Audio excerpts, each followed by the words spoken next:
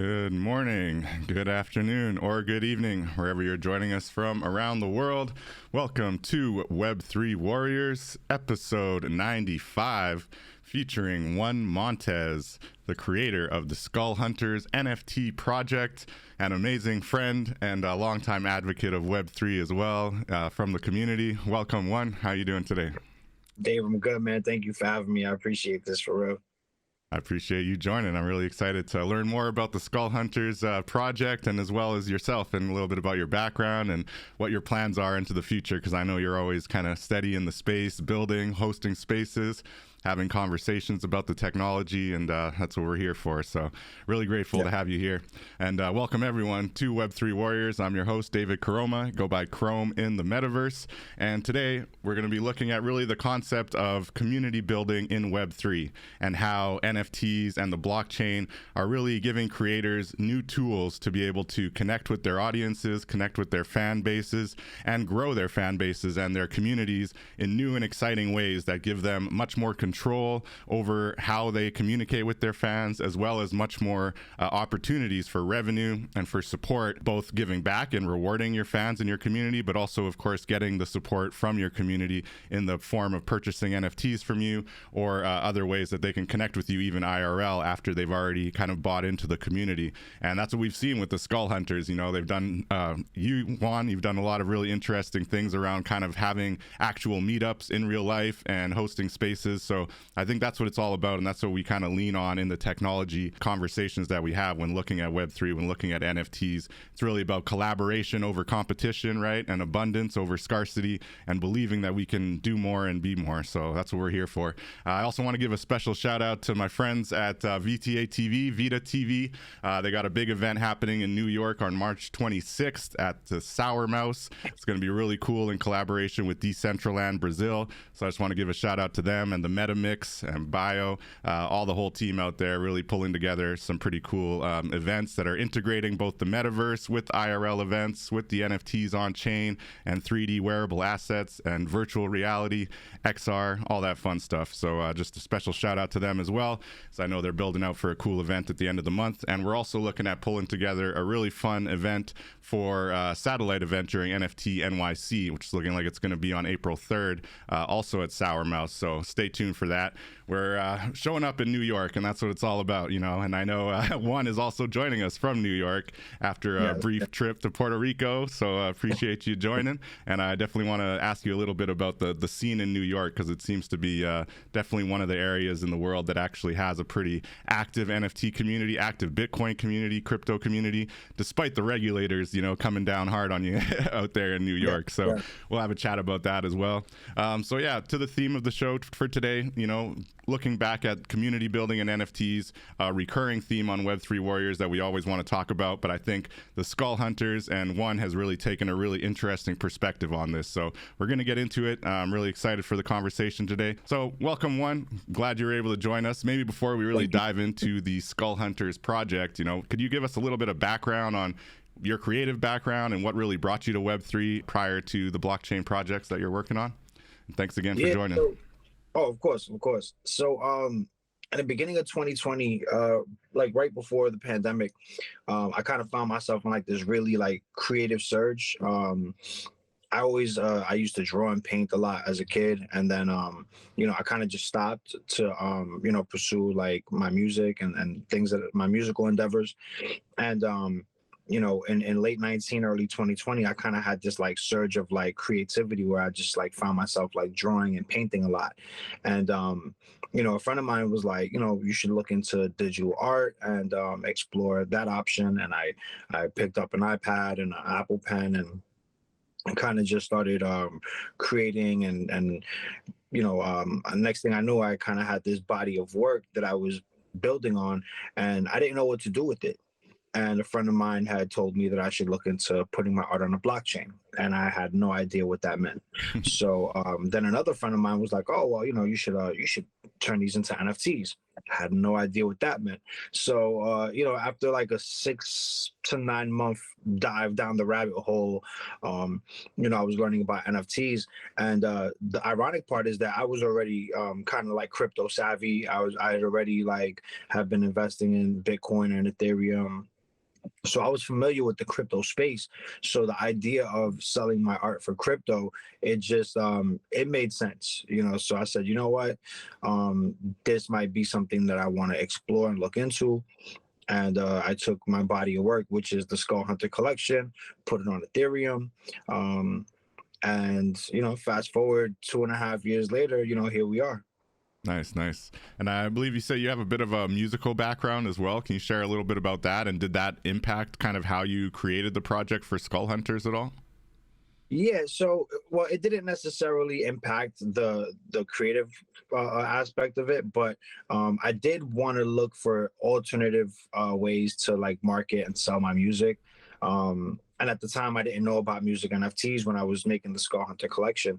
So meeting people that were kind of savvy in the NFT space, and meeting people like Kane and people like Low that were already putting their music on chain, just kind of like really inspired me to find ways to put my art and connect my art to the music. So I making those connections, in the beginning, all I thought NFTs were just JPEGs, right?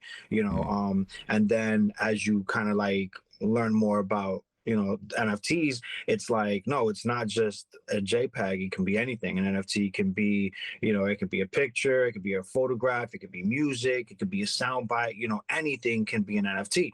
And then that concept kind of just opened up a whole different floodgate of ideas, right? Because now it's like, hold on a second, I can take my music and tokenize it. And so that was one of the things that I did as well. And you've dove into that, the world of music NFTs and tokenizing your beats? Yes. So what I did was, before I actually put any music out for sale, I did a giveaway for all of my my holders. So what I did was, my first music NFT was actually a free claimable on Manifold. So anybody that owned a Skull Hunter was able to claim a free music NFT. All they had to do was pay the gas. Nice, nice, nice.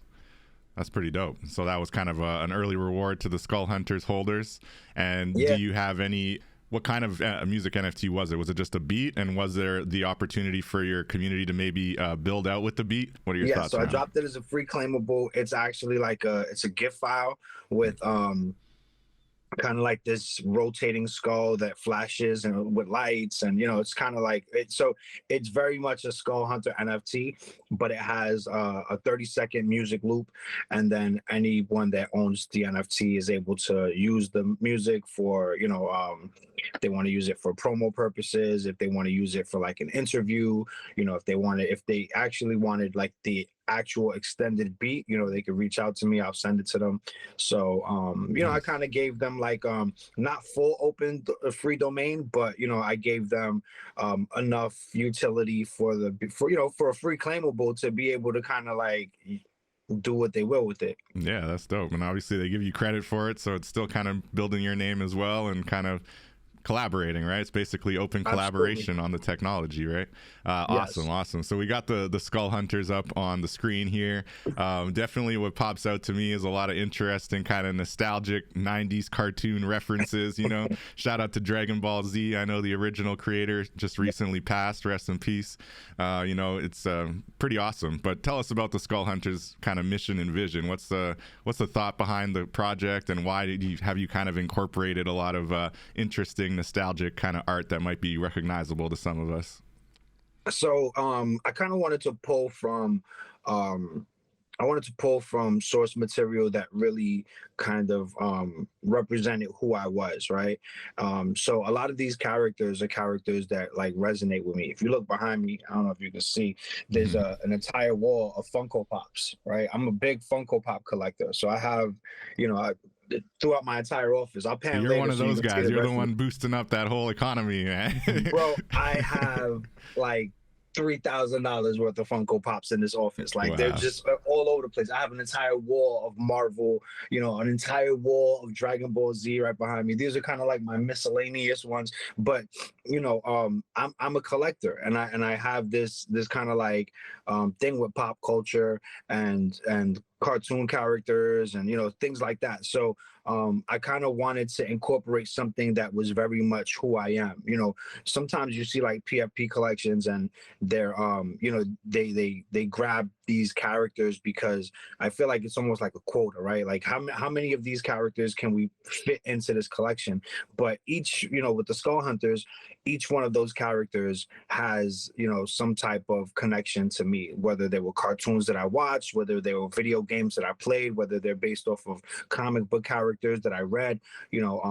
It's very much ingrained with my childhood and things that I consumed as a kid growing up. So that was my idea with incorporating those characters into the collection. I dig it. I dig it. So a small part of you, which is a big, important part of what I think separates art from your average kind of project. And there's some NFT projects out there, let's be honest, that weren't really worried about the art per se, right? Like they weren't out to tell a story with their art or share a piece of themselves with their art. Maybe it was like a functional art to say, let's be a bunch of apes or let's be different types of PFPs. But I like the way you've kind of really individualized each one, and you didn't use a generator, I assume, right? These are all kind of one of ones, kind of done with digital art. Yeah, so I hand drew them in Procreate. I did reuse some of the layers for like, but they weren't generated like using like a algorithm or AI. Everything that was made by hand, with Procreate. Very cool. Very cool. So if you could kind of hammer down a kind of vision for it, right? Now you said you had kind of learned about the blockchain and you showed your friends your digital art and they said, hey, you should try putting this on the blockchain. You might be able to sell them as NFTs. And then you did it, 6 months, 9 months later. And would you say that you've kind of been learning through the process as well, and you're still kind of like building it out as you go? Or do you have like a really clear kind of mission for what kind of the end goal of the project is? It's very much been a learn as you go situation.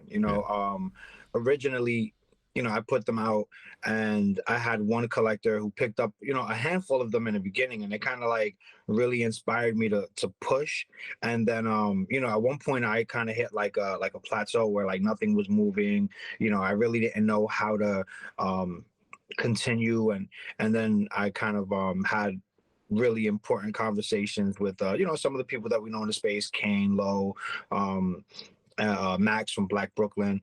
And, they were able to kind of like help me pivot in a direction where it's like, how can you create value behind these NFTs, right? Like, what can you do to really create excitement around it, right? Like there has to be something more to it than just like a picture, right? You can't just give people CCO rights and say, hey, they can do whatever they want with it, because everybody else is doing that, right? It's kind of like the cookie cutout utility for NFTs. So what separates you from everyone else? And at the time, Jagar and some of the people within the community were working on the Renaissance City plots, and Kane, came to me and he was like, listen, why don't you curate one of these plots? He gave it to me. I didn't buy it. He gifted it to me. He was like, listen, take this plot, curate it, hook it up, and why don't you like token gate it to your NFTs where, everyone that owns one gets access to this plot. And I thought that was genius. I was like, bro, thank you so much. Like it really kind of like sparked a whole different, concept for me, because now I'm like, all right, user experience is everything when it comes to NFTs, right? 100%. So I curated the space. I added the link to the Renaissance City plot as unlockable content with the NFTs. So now when you buy a Skull Hunter, you gain access to this 4-level multimedia gallery. It's curated with all of these dope skulls, some of them that are in the collection, some of them that aren't. So people kind of got like previews to stuff that was coming that, wasn't necessarily out yet. And then I put music videos in there from like songs that I have produced. I have like an instrumental section on like the 3rd tier with like the media section. So, it was very much a hub for everything that I was creating, musically, artistically. And one of the things that I started doing was I started running scavenger hunts in the plot amongst collectors. So, like randomly I would drop in the Discord and say, hey, I hid this picture, this painting inside the plot. The first person that finds it and sends me a screenshot of it, I'll airdrop you a skull. And just kind of creating like user experience, because like the whole premise for Skull Hunters is like hunting these skulls. How can you Yeah, I was going to ask about that actually, because I was thinking it kind of gives off this like treasure hunting vibe, or like crystal skulls, Exactly. hunting for the crystal So skulls. it's like so my thing was like, how do you get people involved? So that was one of the ways that we did it. Another way that I started doing it within New York was I have like these stickers with my PFP on them, right? Nice, nice. This is the Skull Hunter, official Skull Hunter PFP, right? That's the logo. So yeah. I've been slapping these stickers all over the city because NFT.NYC is right around the corner. So what I want to do is, the first handful of people that find these stickers and can send me a picture and tweet me a picture of those stickers and where they're located, I'm gonna gift, as long as they're not current holders, right? Because this is for like new people coming in. I kind of want to like, incentivize people that aren't necessarily holders to kind of like get involved as well. So that was kind of like my take on it, where it's like, create a user experience, create something that'll get people involved, that'll get people interested, and that will potentially create some sort of what do you call that? Well, interaction, of course, but there's, I'm getting the engagement up, getting the interaction up. There you go, to get people engaged. And that was your street team, maybe, or like people that were not necessarily people just spreading your pictures out there. Don't fess up to it. Wasn't you personally. You didn't put those. Well, stickers. Not me personally, but yeah, I have people out there. Yeah. The Skull Hunter team out there. The Skull Hunters out there representing. That's it. I dig it, man. I can't wait. I'm gonna see if I see him out there while I'm out there for NFT.NYC.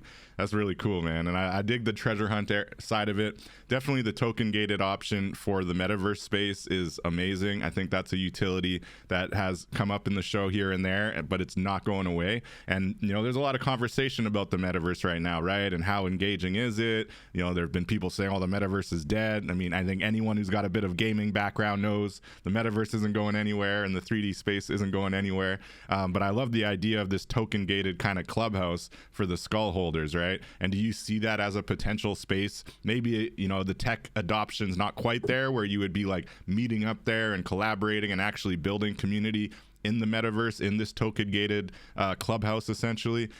Do you see a future where you might be leaning into the metaverse as an actual meeting place and like congregation space, almost like a private club in the digital space? Have you kind of looked at it that way? Absolutely.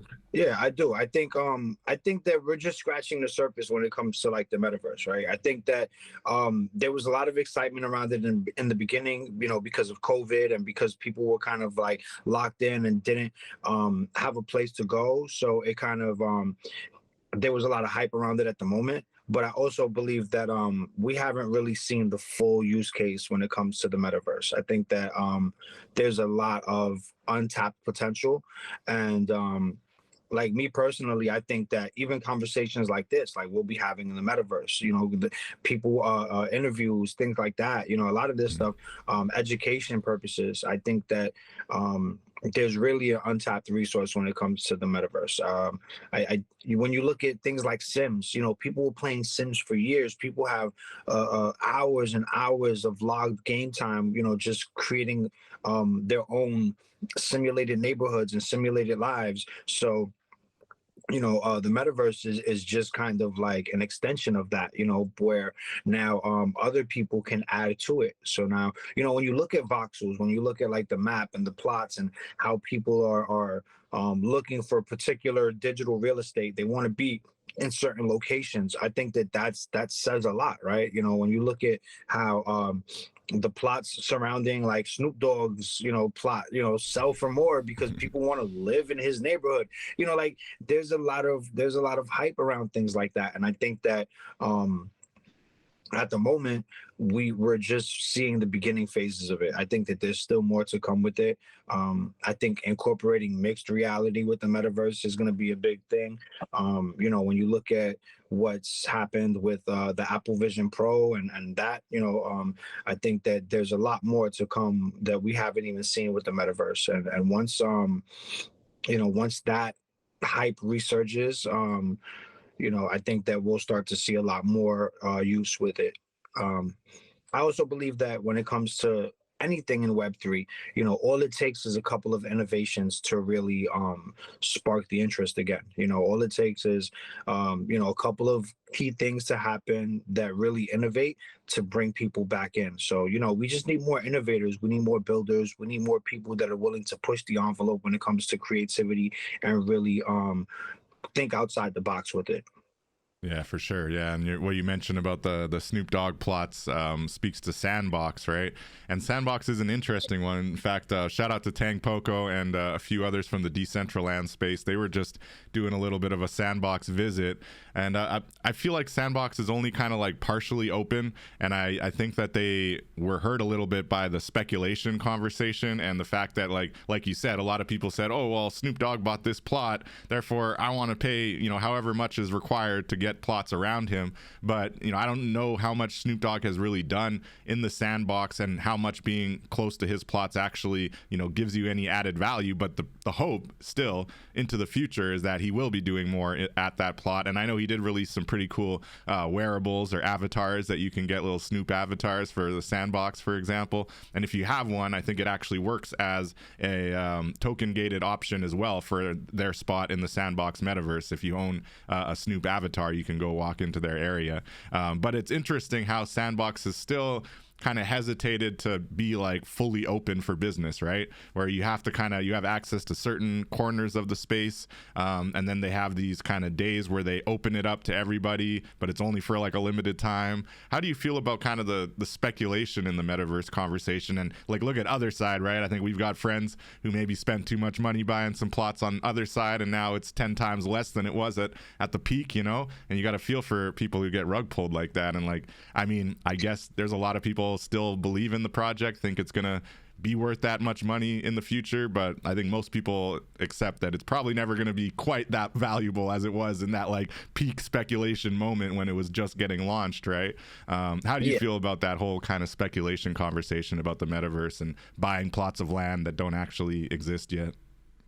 I think that it really it's a use case factor, right? Like what are you trying to build here? What are you trying to do? I know for me, like the reason why I was big on crypto voxels was because of the way it allowed you to integrate all types of different media into what you did, right? Aesthetically, like it's not the prettiest, right? It has a very Minecrafty Roblox kind of feel. It's very blocky, very pixel, but at the same time, it opened up people's creativity to like what can you build within those parameters. I also feel like things like on cyber and spatial are free, those free plots kind of devalued the people's idea of paying for digital space when you can get something like that for free, right? Like why would I pay $1,000 to be in crypto voxels when I can get on cyber for free, right? Or I could be on spatial for free. But then it's also like, but then you have to work within those confinements of that particular metaverse. So I think if you're looking to build something that's gamified and you're looking to build something that you can actually like run and it's going to be interactive, places like Sandbox, that's the place to be, right? Because that's their strength.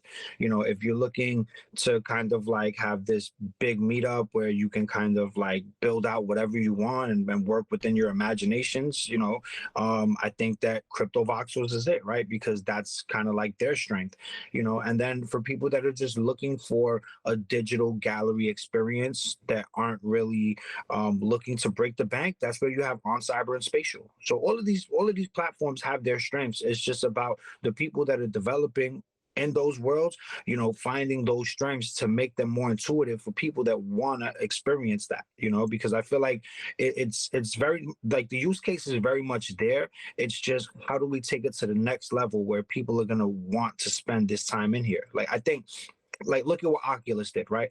Oculus had, like, all right, here are these goggles, all right, and they kind of like set the tone for it. And then Apple was like, all right, well, how are we going to make this better? How are we going to make this where people aren't going to want to take these things off? How are we going to make this where this is now a kind of living situation? And I think that that's what's going to happen with the metaverse. I think that at the moment, they're kind of like at the Oculus phase, and they have the potential to hit that Apple Pro Vision phase where, like, now, how are we going to make people live in this experience? And I think that that's where we're heading. We just haven't gotten there yet. 1000%. And I think you beautifully laid out the value of those 3 different kind of metaverse options between Voxels and Sandbox, and then those free ones like On Cyber or Spatial's another really cool one. And a shout out to On Cyber, because they created this awesome functionality where you can actually buy NFTs of the pre-made 3D builds, and you can only get those like really nice custom 3D builds by buying the NFT of it. If you go to web3warriors.io, you'll see one that we purchased for our collection at Web3 Warriors. It was basically a whole vintage gaming den, like a gamer den in like 1992 kind of, and it's super cool. And we've had all our NFT art up there. So totally, I think what you just mentioned about the different value of the different spaces, and even those that are kind of free and you can definitely set up a gallery for nothing, they have on-chain options. If you pay a little bit more, you get certain perks, and I believe Spatial has some kind of options like that as well. But I do think On Cyber is really clean when it comes to those gallery setups. So shout out to On Cyber for sure. I'd love to chat with their team at some point as well. That's awesome, man. That's really cool. I think you've got a really good view of the metaverse, and the way you broke that down is perfect. I don't think we've had it quite as simply explained as that before, so that's awesome. I know you mentioned a little bit of kind of the treasure hunt side of the collection. Is there any other kind of gamified kind of take that you're doing with the Skull Hunters? Like, is there a way that you're trying to further kind of gamify the project? And is there a like round 2 that you're planning to do like after you've minted out this initial one? Just curious about any other kind of I don't like to say utility, but just thoughts around like you said, boosting the engagement, making it more fun.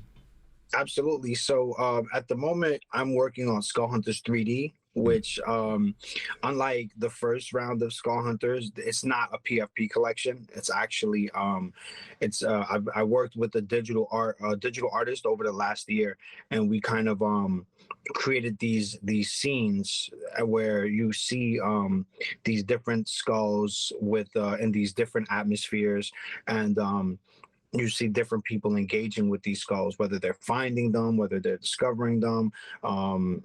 And the art is actually, it's really, I mean, I don't want to like toot my own horn, because, and it's not me tooting my own horn, because I didn't actually make the art. I kind of sat side by side with this artist, and we kind of, I would give her like concepts and ideas. Collaboration. Yeah.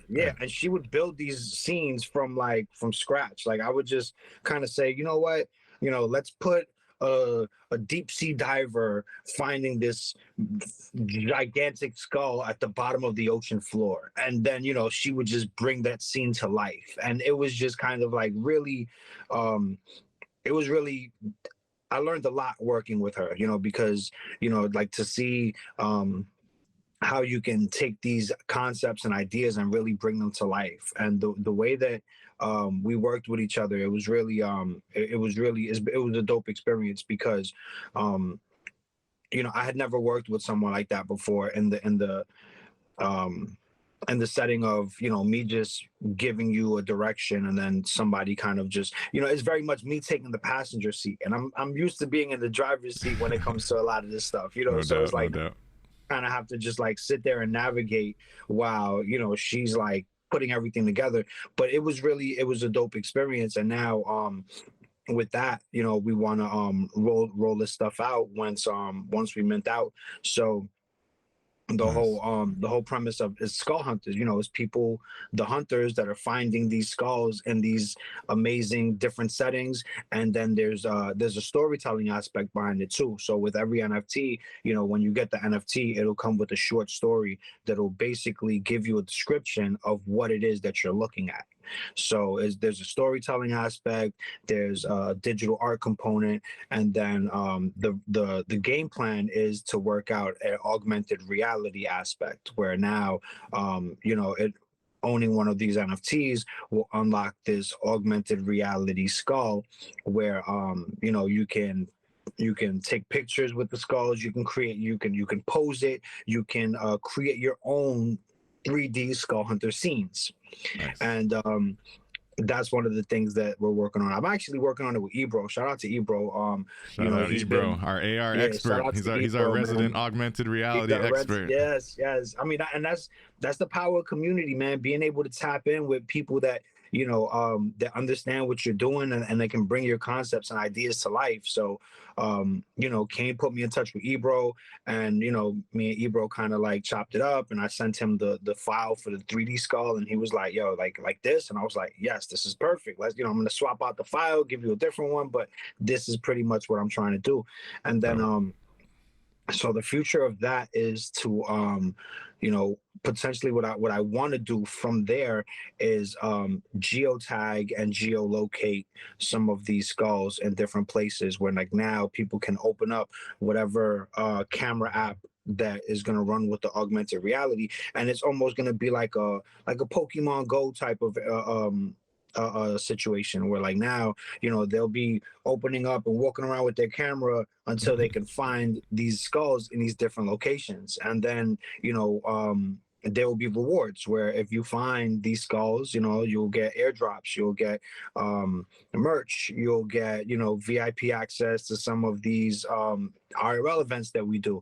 So just kind of once again user experience, engagement, things to get people really psyched about the NFT. Where because I remember that Pokemon Go craze, when people Yeah, were it was just pretty going wild. nuts. That Apparently, it's was getting a bit of a resurgence right now. Some kids are oh my playing it in high school still. It's crazy. Oh, my daughter still plays it. My Yeah. daughter's, every now and then my daughter will ask me if I can like take her outside and she'll just walk around and catch Pokemon in the neighborhood. Like New York did a Pokemon Go experience where you paid to get access to like particular areas in Central Park. Wow. And, people were going crazy trying to find a Mewtwo. People were going nuts trying to get a Pikachu. People, like they're these rare Pokemon that, people still have this nostalgic connection to, right? So I saw what Pokemon Go did, and I was like, how can I incorporate something like that in what I'm doing with Skull Hunters and create that engagement factor where people are going to get excited, people are going to interact, people are going to get engaged, and they're going to be rewarded for that engagement. So that's pretty much the next step. We're very much in the early phases of that. So, but the art is ready. And we're actually exploring maybe putting it on a different chain, maybe going the Bitcoin route, so but once again, these are all like it's still very early in development, but the art is done. We just finished the art, and that's the direction that we're looking to go to with Skull Hunters 3D. Amazing, man. Amazing. That's super cool. I can envision like a Skull Hunters app where you've got this AR thing and basically exactly like you just said with Pokemon Go. That's really cool. Has Yeah. Ebro talked to you about like over the reality and their kind of AR filter world that they have? Because they have No. a kind of treasure hunt aspect already incorporated, and I feel You mean like OVR? Ebro introduced me to the creators of the actual platform, the co-founders, when we were in Miami, which was amazing. Actually, yeah, I need to follow up again with those guys, but they are very like ears to the ground, like want to connect with community. So I'm sure talk to Ebro about it. You can probably make that connection, and you might even be able to get like integrated on their app to have that kind of Skull Hunters project actually be working on over the reality, because they already have an AR OVR, treasure right? hunting thing happening. So I'm guessing I could see where they would like to see community buy-in and community-based treasure hunting, basically. So I could see that. That'd be really cool. And Over is a pretty cool platform. They're doing a lot of things right. They're very on chain. They're very, it's kind of like a Google Map style, right? Where you can buy the different plots. They sell them in hexes, so hexagons. And then you can buy the hex. And once you own it, you can basically do anything AR wise on that hex. And if you don't already own one where you might want to put a skull, you would just collaborate with the owner of that plot and, you know, be able to put a skull in there. And then maybe, you know, whatever the rewards are, they get like a tiny percentage of it or something like that. But just something to think about, man. It's a really cool option. What you were just mentioning, it makes my mind go in a few different directions, but I could see it. It's definitely the way to go. And I'm noticing on your Skull Hunters page here, you got 38 listed still. So you're down to 38, and maybe one or two of those are resells, but that's pretty impressive. So we gotta sell these out, and AR gaming is the next stage, essentially. And those 3D creations that you were talking about, would those be made in Blender, and are they going to be like one of ones? So they're not blenders. They're it's like kind of it's a combination of a stock 3D file that she tweaked and altered. So I actually have a physical of the. So if you can see here, nice. You 3D printed that? Yeah. Well, no, this one isn't 3D printed. This one is 3D printed. Here we go. So this is nice. This is the same file, and so what we did was she had the stock image, and then she just made some alterations to it to kind of give it a little more detail, fine tune it, you know, tweak it up. So this is the file. And this is what they would see in an augmented reality, but just on a grander scale. So, that's super and cool. that's kind of like what we're doing. And, you know, even with that, you know, like just doing giveaways. I don't know if I mentioned this, but like for the last over a year now, we were doing physical giveaways with the NFTs as well. So like, I did monthly raffles, and every month I gave away a different physical skull to a new collector. So, you know, like let's say if there were 7 collectors in the month of April, we would use a Twitter picker and kind of just randomly select one holder to gift a physical NFT to. So this was the last one. Actually, I have to give this to Mix from the Dirty Kumquats, but this is let me see, it melted onto, you know, so it's like a skull that's melted. Wow. That's you know, pretty cool. So it's, yeah, man, you know, like I hand paint these things. I do like different designs with them. This is another one. This one was 3D printed. I'm actually still working on this one, but as you can see, it's has like all of these drips on it. Yeah, and looks like it's glazed. It looks like a glazed donut. Yeah, well, I used resin to kind of like create it. I still have to paint it, so this is like very, you know, in the works. But you know, just trying to have that tangible aspect to the NFTs as well, right? Where like your NFT doesn't just unlock access to like a digital space, you also get something physical, something that you can hold, something that you can collect. You know, as you can see, I'm a huge collector, so I'm very bullish on you know, giving collectibles away and just having stuff that you can hold and see and show off, right? Like some people are like, well, look at my skull collection. Yeah. You know, and shout out to Mix. You know, Mix is one of these guys where he'll kind of like look at my my analytics on OpenSea. So he'll say, hey, nobody bought a skull this month. I'm gonna buy one so that way I could win the physical for this month. And so Smart Mix is sitting on, yeah, you know, so Mix is sitting on like six or 7 physicals, because, you know, when there have been months that were slow, you know, he'll pick up a couple of pieces and, you know, throw himself into the raffle.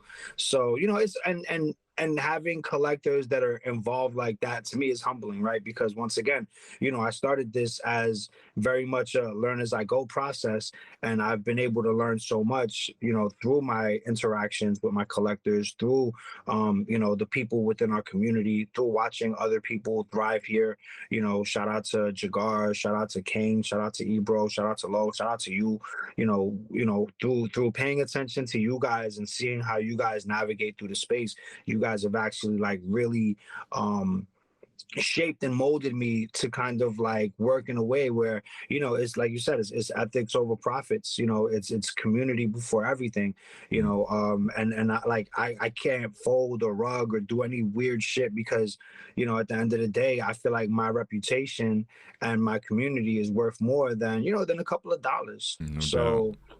you know, and that's the neighborhood jewelry blockchain gospel way, you know. That's it. So That's it. That's shout the out to the philosophy we're here community. for, you know, ethics over Yeah, profits. Not all money is good money, you know. Hard exactly. lessons Yes. in this crypto space, but necessary lessons for sure. So are you into crypto at all from like a kind of investor perspective? Have you been getting Yes. more into crypto more broadly because of your experiences with the blockchain project? Just curious. I actually I was investing in ETH and other cryptos before I got into NFTs. So that kind of gave me a foundational understanding of Web3, right? Like I always understood like protect your seed phrase, you know, not your keys, not your coin, wallet hygiene, transaction etiquette, don't click links. You know, this was all stuff that I understood before Important getting. fundamentals. Yeah. But you know, but it's funny because, you know, in dealing in NFTs, I I used to believe that everybody that came into NFTs through the direction of crypto, right? And then as time goes on, I actually realized that it's very much the opposite. There are a lot of people that are into NFTs that know very little about crypto. Yep. They don't understand the space. They don't understand, you know, certain practices that we understand. So that kind of like baffled me, right? Because I'm like, wait, you don't know about crypto, like how don't you know about that? Just because, you know, I came through those channels, so it was my understanding that most people did too. And then when you get here and you start to talk to people and you realize that a lot of people really, you know, they get their coin and they cash out. You know, they're not looking to leave it in crypto. They're not looking to, you know, try to, like, for me, I did more business in the bear market than I did during the bull markets. So That's it what's was up. nothing for me to leave that coin in there and, you know, watch it go up, you know, because I'm sitting there like a proud dad watching my baby get bigger and bigger. I'm like, yeah, Let's let's go. go. Like, you That's know, the way to look my at it. all-time highs are like first steps. So I'm like, yes, let's go. So you know, Nice. I'm very much bullish on crypto. I especially you know, blockchain technology. Like the idea of transparency is important to me, right? Like I look at the physical art world, right? And I look at how many middlemen are there, right? I look at, you know, you have authenticators, you have you know, curators, you have all of these people that profit off of artists, right? That do very little when it comes to creating art, but you know, they eat off of artists, right? So then you have like a blockchain where it's like now nothing has to be authenticated because once it's on chain, it's there, Mhm. right? You know, you have transparency where now, you know, I can buy a piece of art for $1,000, tell you I paid 300 or tell you I paid 3,000 for it, you know, give me 5,000, and Right. now I'm up 4,000 because I just finessed you. You know, Right. you can't do that on chain. Everything is transparent. You know, like now you know who sold it, you know how much they sold it for, you know who created it, you know when it was created. You get to see the entire history of this NFT on this digital ledger. Like that to me, like that's powerful, right? Because like information is power. And if you 100%. learn how to read this blockchain, you know, now you're not going to get finessed, or you're less likely to be Yeah. finessed, you know. Yeah, there's still people getting finesse, that's for sure. Oh But, yeah, yeah, but yeah, yeah. That's definitely why less likely. I had to If you correct know real how to do quick. your research, you can avoid it for sure. Yes, yes. Yeah, no, that's awesome, man. And I hadn't thought about that side of things as far as increasing the amount and lying about how much you bought it for, but that makes sense for sure. Yo, And then people also do it there's the every day. conversation around secondary sales, right? And actually getting a piece of the secondary sales for the original creator. How do you feel about that kind of side of it? I know there's been certain market marketplaces that have made that more complicated or not even possible, and other marketplaces that fully embrace kind of getting a percentage on the secondary sales and being able to guarantee royalties essentially to the original creator. I think that was a big part of the narrative in 2021 with a lot of the artists coming into the space, right? Since then, there seems to be like some people have differing perspectives on it. What are your thoughts on that, kind of using the smart contract to guarantee a certain percentage of royalties on the secondary sales of your art? I think royalties are you can't enforce royalties even in the smart contract. You can try to, but if people want to, like, on a peer-to-peer basis, right? If I say, hey, I'll send you an NFT and you just send me the crypto, and we don't make it an on-chain transaction, as long as there's trust between me and you, we can do that. I can price it accordingly where, like, now you don't have to pay the royalty. So but I do think that artists should get royalties. They should, and I think that platforms should enforce it, especially if it's in the contract. If it's in the contract, then it should be enforced. It should be backed by the platform, because a lot of platforms have benefited from this method of transaction, right? Where it's like, oh well, look, if you come here, you'll get royalties. So when you look at platforms like OpenSea that have caught like a huge ton of backlash for not paying royalties, they've literally built their brand and made their money on the backs of artists. They should pay royalties, I believe, but once again, this is very much a peer-to-peer place where if I choose to do an off-chain transaction with you, like, no one would know, no one would be the wiser, and it would just look like I sent you an NFT. So it's very much like it's a double-edged sword, but overall, I do think that artists should be paid royalties, right? Like, artists have always been have been like cut out of particular opportunities. They've always kind of got the short end of the stick when it came to like monetarily. So why not? They're the creators. This entire ecosystem revolves around artists. If it wasn't for the artists, life would be very bland. If it wasn't for the musicians, life would be very quiet and boring. Exactly. So we should pay homage and pay royalties to the creators, whether artistically, whether musically.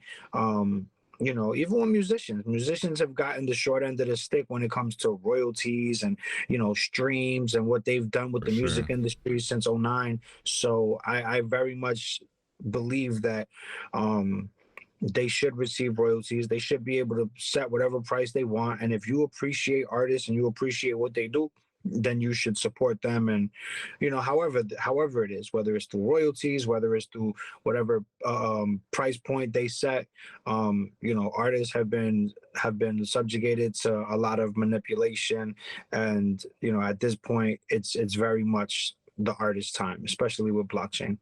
1000%. It's about knowing your value, not allowing yourself to be undervalued. But the goal for the tech is also to ensure that that value is realized into the future, and I definitely agree with everything you're saying. Ultimately, there are going to be, techie ways to get around paying royalties if you really want to. But I think many of us like that side of the technology and don't mind paying royalties. It's usually a fairly small amount of what you would be getting in the sale, right? So it just comes back to, I think, the speculators and the traders and those who are really penny pinching and trying to make every last dollar. It's been an interesting space. How do you feel about the market overall? Do you think that we're ever going to kind of reach those 2021 2022 highs, that kind of level of hype, even as the bull market comes back around? I think there's it's an interesting graphic. Shout out to Bongdo. He made a really cool graphic for the Red Lion Gazette. I'm going to bring it up on the screen quick. And he shows how there's the bull market kind of happening, a lot of people making money on these shitcoin drops, or altcoins I should say, and also other aspects of crypto. But a lot of the NFT people are still kind of hurting, still waiting for the NFTs to take off. So his graphic shows like one side of the crypto space just partying and then loving the gains, and then the other side with the artists still kind of struggling, still hoping for NFTs to kind of take off, so just curious about your thoughts on that, and how you see the space kind of evolving this year and into the future. I think it depends on what side of NFTs you're on, right? I've always felt like there's two sides to NFTs. You have the collector side of it, and then you have like the degen side of it. So I feel like for degens that are looking to just like PFP flip, they might not have the same time that they had in 2021. I feel like that was a bubble in itself. It was a era that was short-lived, and if you were there and you made money on it, kudos to you. And then I feel like there's the collector side where there are artists that aren't, really doing the degen shit, where you look at artists like Sabet, you look at artists like Betty Blockchain, you look at people like the Rare Skrilla and Kane and the stuff that they're doing, and they're still very much thriving. They're selling NFTs.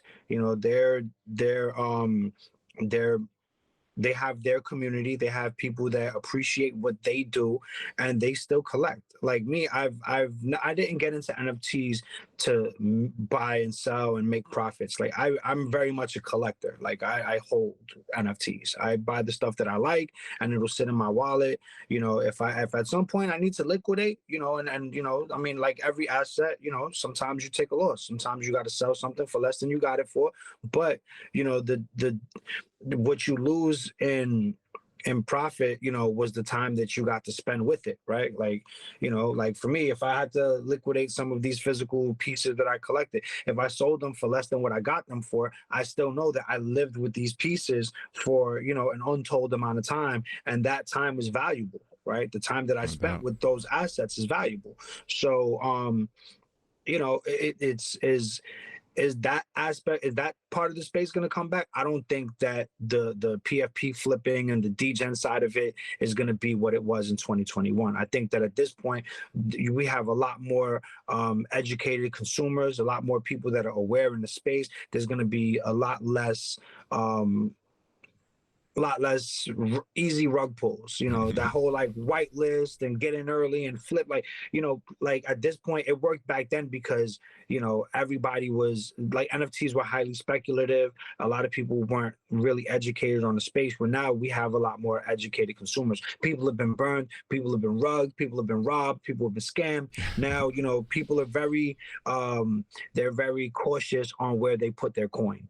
And I think that now, because of that, there will be a lot less impulsive NFT buying, a lot less impulsive PFP flipping, and things of that nature. And now people are going to collect NFTs based off of the value that they have, whether it's for the artist, whether it's for the community, whether it's for utility. I think that that's where the value of NFTs are. I always felt like PFP flipping was just, that shit is like Forex trading, or like penny stocks, basically. Penny stocks, yeah, or even like shit coining, altcoining, or however you want to look at it. Like you have people that were in crypto that looked at people that flipped altcoins like, ew. Because they're like, why are you even wasting your time with that? And that's how I feel like the people that really collected NFTs and believed in NFTs felt about people that were PFP flipping, because there's a lot of hype around, community, until it's time to like take profits. And then you got people that, they sell shame you, like, I thought you were all about the community, how you gonna sell? And and it's just like, it became like a vicious cycle that you kind of just saw people like rinse and repeat. So I feel like that was like a very long answer to a short question. No, that was a great answer. I think it's it sums up the space very well. I will say I was a little optimistic as far as into the future. I'm worried, and I think that it's possible another bull market, and maybe it'll be the Solana space being hit more so than the Ethereum, because in Ethereum, there's a lot of costs associated with it that I don't agree anyone will ever stomach again, like we did in 2021, because that was like insane when I look back at the amount of gas we all just like accepted and paid to mint stuff. But Solana did solve at least that piece of the puzzle for the most part, and they do seem to have a pretty big Tezos. Well, Tezos has less of the PFP side of things, I think, but that's true. Yeah. Solana's really gone heavily kind of into the degen side, and I guess my cynical viewpoint is that the bull market potentially brings in a whole new rush of people that were just as ignorant as we were back in 2021, and are just as kind of like wanting quick money as many of us were back in 2021, right? And so I think that potential for all the same shenanigans that we saw before to kind of reemerge is definitely still there. But to your point, there's definitely a higher level of education, and I think more of us who are here for the technology, who are here for the genuine creator economy that's being built out here, and being able to support other creators and find new audiences for your own projects. Yeah, but really great points that you raised there, I think, and I agree, and I hope that that is the evolution that we are witnessing in the industry for sure, and I think it's very, very possible that we come to that. I'm just curious, you had mentioned briefly like whether your next project might look at other chains. I know you invested in Ethereum even before dropping NFTs on it. Do you have thoughts towards other chains? Have you looked at what's happening in the kind of Bitcoin ordinal space? I know a lot of our friends are making some good bank over there. So how are you feeling about kind of other chain options, and have you looked at that at all? I have. I'm definitely being peer pressured to come over to the Bitcoin side. You got to make some pixelated skulls, man. Drop them on Bitcoin, man. So I'm definitely being, they're pushing. They're like, yo, come to Bitcoin, come to Bitcoin.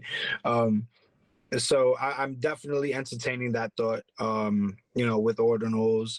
I've been looking into bitmaps because of Jagar. Jagar's like, yo, check it out. Ambassador. Yeah, yo, listen, and but like in a sense, I very much like I see what he's talking about. Like when they, not to like sound like a Debbie Downer, but like you said, there is a lot of cost that comes with Bitcoin. There's a lot, with Ethereum, like the Ethereum transactions, the gas fees, it's really are people gonna bounce back from this? Are people gonna see, like the purpose and the point of spending this much money, just to acquire things? I still collect Ethereum NFTs, but I very much kind of like am strategic with when I buy NFTs. Like there's times where that 3 a.m. alarm is set because I'm like, all right, let me see what gas is gonna be like in the middle of the night when when it's at its lowest, and it's kind of it's tempting to look at other chains and other options because that I'm very much like blockchain agnostic. I feel like that there is potential on all chains, right? It's just about finding your ecosystem. So like what I've told the people that have encouraged me to come over to Bitcoin is that before putting anything anywhere, I always have to engage with the ecosystem. Like I wouldn't just put an NFT on a chain without connecting with the people that do business on that chain, right? And I kind of look at it like, before you open a store, you got to know what neighborhood you're in. You got to know like the people that are in that neighborhood, right? So that's very much my thought process when going to other chains. Like am I aligned with the energy on that chain? Like you were talking about earlier with Tezos, like you can't, not that you can't put PFPs on Tezos, but the Tezos community is very much one where they're more focused on the art than the degen side of it. There's a bigger, and if you want to, like I think there's one or two kind of like PFP-esque projects, like one's the Tezards, for example. I think their floor price is like 199 Tez now. So you can do it, but you really have to be coming from the core community. Like they have to know you. You have to be like a known quantity in the space if you're going to pull off something like that. And that's how I feel about going to any chain, right? Where it's like, I need to understand the ecosystem. I need to be connected with the players. I need to know the people that are there, because I think it's very disingenuous to just go to a chain because you see that there's motion there, right? It's like, oh, well, get that bag over there. Ordinals are selling. I need to make an ordinal. And it's like, you come off very transactional. And for me, it's like, that's the last thing that I'm trying to do. I don't want to come off as like somebody that's just looking to make money. Although like that's very much the nature of business, right? Like business is to make money, but at the same time, it's how you make it, right? And how you look making it. You don't want to look like a fucking thirsty McThirstington, over here. Hey, you can't knock the hustle, man. Just do your thing. I got these NFTs. Want to buy an NFT? Like, so you know, Yeah, I yeah. very It's a much fine am line. It's a concerned fine with. line to walk there. Yeah, yeah, I exactly. feel You you. I know. feel you. Awesome. Awesome. Well, it's been a really amazing conversation. I think we've touched on some really good nuggets for all the listeners and those out there. I got a couple final questions here. I know we connected at the Blockchain Futurist event in Toronto in Yeah. real life. Obviously, I had known you for a couple years prior to that already, but it was cool to see you in person. And I saw on your Instagram that you had actually been acknowledged as a kind of partner, community partner, I believe, and you got a little discount for your community. So that was pretty cool. Yeah. Yes. And, you know, being a New Yorker, being able to come up to Toronto and connect there, that's what it's all about, you know, the global community. How important do you think it is to be at events like Blockchain Futurist and to really be like connecting and showing the brand IRL at these kind of Web3 events? I very much see the value in IRL events, right? I think it's important to connect with the people that are showing up to these events and show face. I also feel like people want to get familiar with the people that are behind these collections and these projects and these art. I think it's important to make sure that people's online energy matches their IRL energy. You know, because we have a lot of good actors that get on these platforms and, you know, they're faceless, but, you know, you hear their voices and they sound great and they play these, you know, YouTube characters where it's like, hey guys, and, you know, they have this chipper upper demeanor, but you know, it's like how personable are you, you know, like and when you go to these events and when you actually like look these people in the eye and you see their posture, you know, and that's, to me, that's like the that's the sign for it. Because I mean, I don't know if you remember, I remember meeting you at NFT.NYC before the Right. Futurist That's conference, true. Yeah. you know, Yeah. outside the conference, and it was cool because it was kind of like I think I was wearing like an immutable shirt. You were like, "Oh, are you working with immutable?" And I'm like, "No, they just gave it to me here." And, you know, like, Yeah. and I'm just like, "Yeah, you know, it was cold outside. I just threw the sweater on." Like, Right. yeah, you know. But, you know, just having these conversations where you see people, you see the people that you speak to, and you make sure that they are who they say they are, and that, you know, that they're not just playing a character or a role. You know, they're not cosplaying, you know, the NFT ethical guy, and they're actually these people. You know, that's why, you know, even like showing up to the event that you guys did in Brooklyn, right? Like Mhm. where I got to meet Low, where I got to meet Right. That was Ebro, I got to amazing. Yeah. meet Earplug, I got to meet shit, there were so many people that were there, but like these were Andres, Metadre. Andres, Dr. Lemmy, you know, Yeah. like, Pilar, you know, Dr. when Lemney, you know? Yeah. yeah, you know, when you see these people that you hear speak all the time, right? And you kind of really resonate with these thoughts and these ideas, and then you get to meet them and you realize that these are very much the same people that you've been speaking to, right? The energy lines up, you know, that connection is there, and it's not like they're just this person that's saying everything that sounds good, but they're not actually those people. You Mm. know, that's important. And I think that that's what these events actually like give you outside of, you know, the outside of like the open bars and the big parties and the elaborate, like, you know, setups and all of that. I think that the real value is when you connect with the people that you've been speaking to, when you meet the people behind the PFPs and the people behind the spaces, and it just further solidifies those connections and those relationships, right? You know, like sitting outside in front of the Javits Center with Low and just kind of like shooting the shit and smoking the J and talking shit No and doubt. seeing how it's like this is very much the same person who I've been talking to for years. That, you know, like his energy is very much the same way it is. You know, meeting Natalie, meeting, you know, everybody that, you know, I was blessed to meet this time around, because I feel like the NFT NYC before that, I was like so busy hitting events and satellite parties that I really didn't, you know, I was making new connections, but I didn't get the opportunity to really connect with the people who I had spent all this time talking to. And last NFT NYC, I was actually able to connect with a lot more of the people that, you know, that we engage with, you know, on an almost day. I mean, shit, at one point we were talking every It was day. daily at one point, for Every sure. day, bro. Every day we were on Clubhouse. Every day we were on Yeah. Twitter Spaces. Every day we were spending hours in rooms. I would come home, go to sleep, wake up, and the room is still open. And I'm like, how the fuck are these guys still doing this? You know, so I think that that's the power of these events, right? It's less about the social aspect and more about connecting and making those connections and solidifying relationships that have already kind of been set. Yeah, matching the vibe IRL, right? And yeah, I mean, Absolutely. it makes you realize how much the rest of it is real. You know, when you realize you're actually hanging out with these people, actually having fun, and it's all the same kind of vibe. And we're still talking the technology. We're still, helping each other, collaborating, brainstorming, ideating, all that fun stuff, right? So yeah, that's what it's about. And from a broader perspective of promotion, like you're saying, it's not necessarily like the be all and end all. Like you wouldn't necessarily justify, thousands of dollars being spent to attend these events just for the sake of hoping to get some promotional value out of it. It is much more about kind of the network and the person to person connections that you make, right?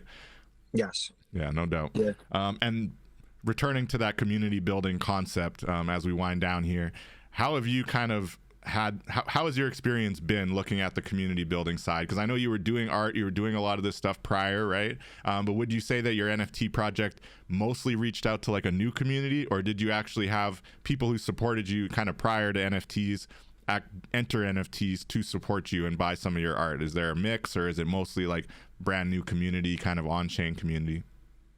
For the most part, it's been on-chain community. I've had a couple of friends that have got into NFTs because they wanted to support me, Nice. and my approach with that was always like, take your time, learn about what's happening here first. Like, don't just jump in because you want to support me, right? Because the last thing I want to do is be the reason why somebody got involved in something, didn't understand it, and then, potentially got like wrecked and robbed, right? So, my direction with them is my direction with anybody, right? Like, know what you're getting into before you buy into anything. But for the most part, a lot of the community building that's come from my NFTs have been new people, have been people that I've met within the space, have been people that have been onboarded through communities that we've been a part of, and even my first collector, right? Like, short story, the first person that bought NFTs from me, he was like, I met this guy in Clubhouse. He heard me talking about NFTs in a hip hop room, and he was like, man, like, I really love the way you talk about this, you're really passionate. I would like to support, I want to buy 50 of your NFTs. And I was like, 50, that's like, that's a lot of NFTs, man. He's like, yeah, man. He goes, I'm gonna sell you the money and you can just email me the NFTs. And I'm like, whoa, That's not how this works, homie. that's not how this works. And I was like, yo, do me a favor, don't ever repeat that to anybody regarding NFTs. And took the time to onboard this man. And he didn't buy 50, because gas fees were freaking crazy back then, but he bought like 16 pieces. Damn. Like my first collector bought 16 pieces from me. And he was like, yo, and appreciated the fact that I was honest with him, that I didn't take advantage of him, that I didn't and to me, it was like, yeah, I could have charged finessed him quick. I could have finessed him. Yeah, I could have finessed him. Listen, but to me, it's like, yo, my reputation, being able to be in the space and not have to worry about somebody coming into a room and be like, yeah, this motherfucker robbed me. Like that, that's more important to me. It's always like, to me, it's always been about integrity. It's always been about my reputation. Like you said, like we say, all money ain't good money. And to me, it's like, I think about, I've been finessed. I've hit bad links. My wallet's been drained. I got fucked a couple of times. So I think about that, and I think about, like, I would never want to make someone else feel the way I felt when I saw like my wallet got hit for $600 and I lost ETH, and I was like, yeah. This was when ETH was like on its way down, because it was worth more before. So. And to me, that's a drop in the bucket compared to like what I've gained in the space. I've actually gained more than I've lost. Not just financially, but like with social equity. With the people, with making those connections, with being someone that's trusted in the space, where people, that I've spoken NFT Philly.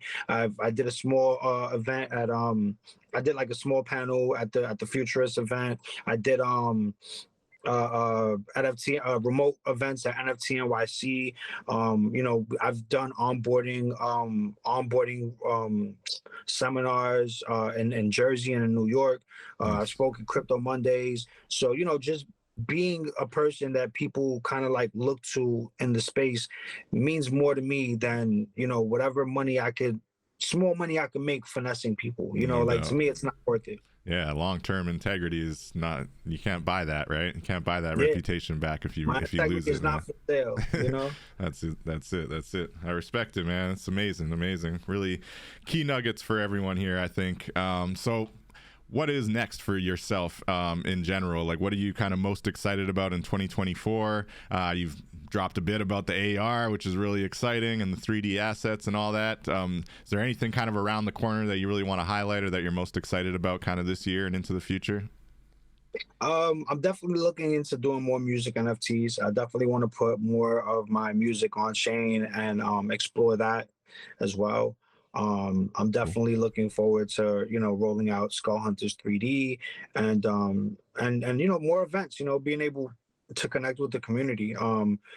Just doing more IRL stuff. The last event that we did was in October. I did a 2-year Skull Hunter anniversary party where shout out to Three Light Gallery. They gave us the gallery for the night. We had this nice little plush gallery in Dumbo, Brooklyn, and I was able to get a lot of my New York collectors out there, and we just opened the doors to people that were Web3 native from New York, and just kind of getting people together. And I think that that's important too, right? Like getting people that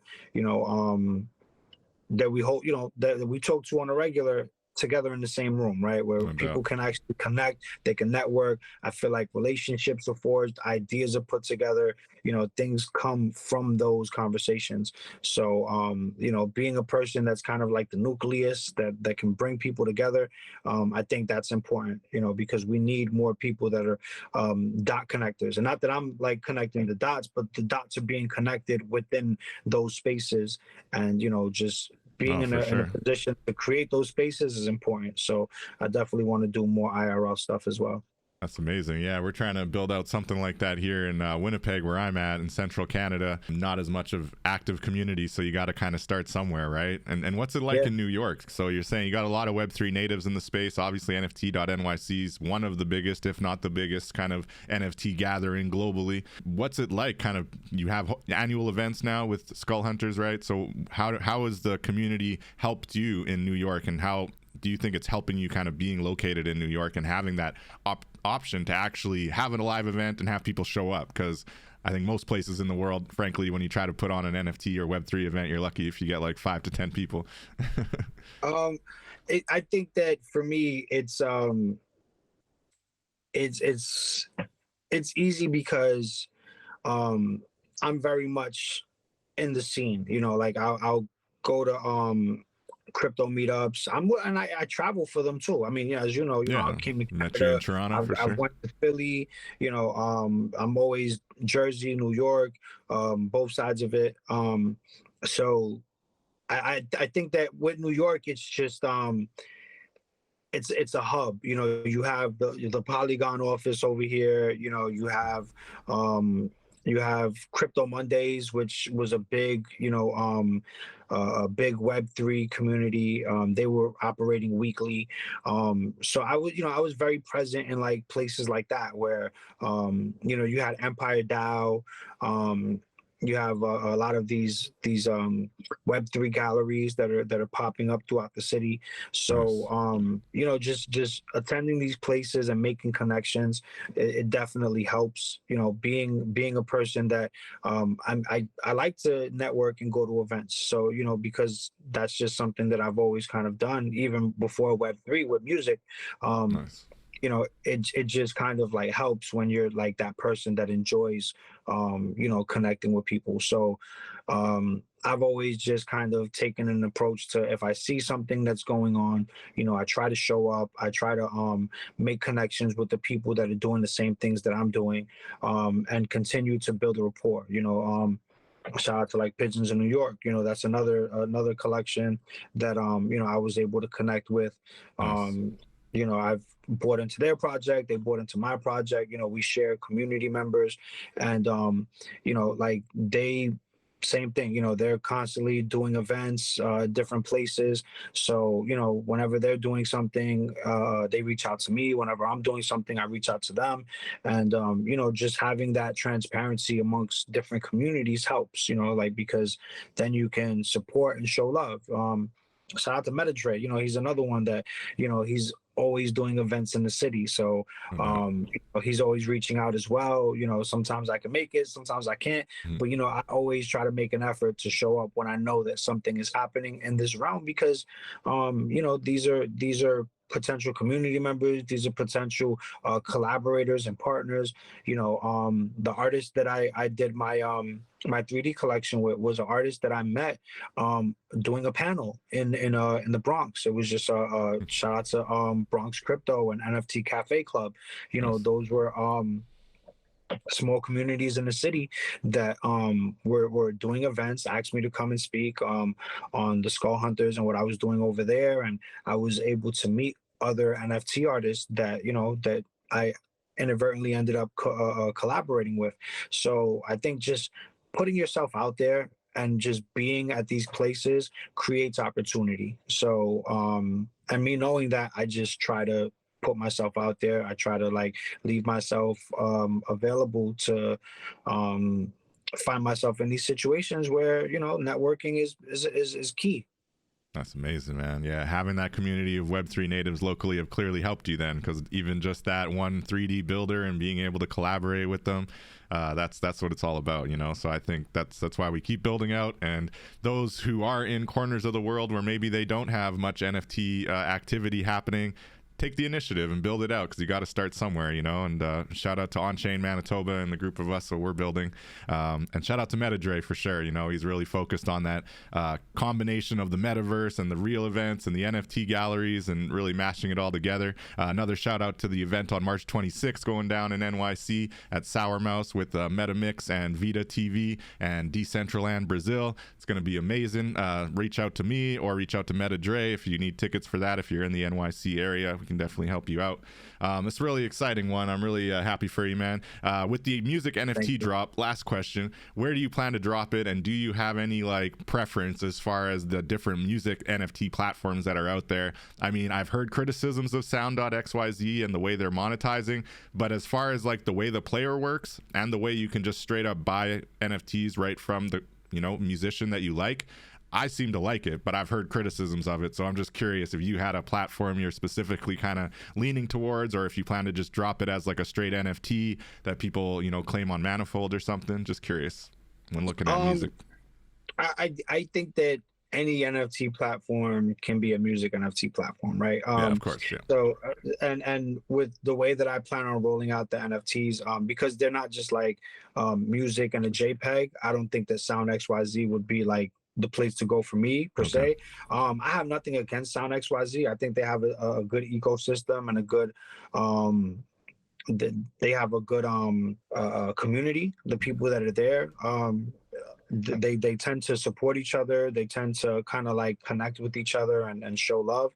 I haven't dropped anything on Sounds. I did put some stuff out on Emanate, RIP Emanate. Yeah. But that's as far as I've gone with like NFT music platforms specifically. But I think that if I did roll, it would probably be like a Manifold, Claimable, something like that. Cool. Just to kind of like keep it consistent with the previous drop. Yeah, and you have your real on-chain ownership, and you have a little bit more abilities as far as airdrops around it, and Yes. clear line of sight towards the data and all the funds. Most importantly, no middle people between you and your wallet. So Yes. Cool, man. That's cool. I was just curious what angle you were planning to take there.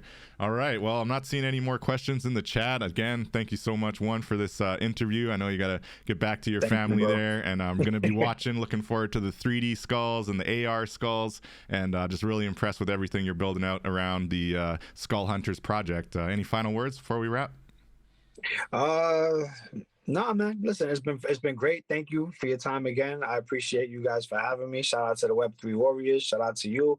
And yeah, man, I'll be seeing you in New York. Awesome, man. We'll be seeing you there. Everyone in the chat, thank you for joining us. Do sign the guest book at the Web3 Warriors headquarters in the Voxels Metaverse. Also, check out our NFT gallery at web3warriors.io. And until next time, next week, we'll catch you in the Metaverse. Peace out, everyone.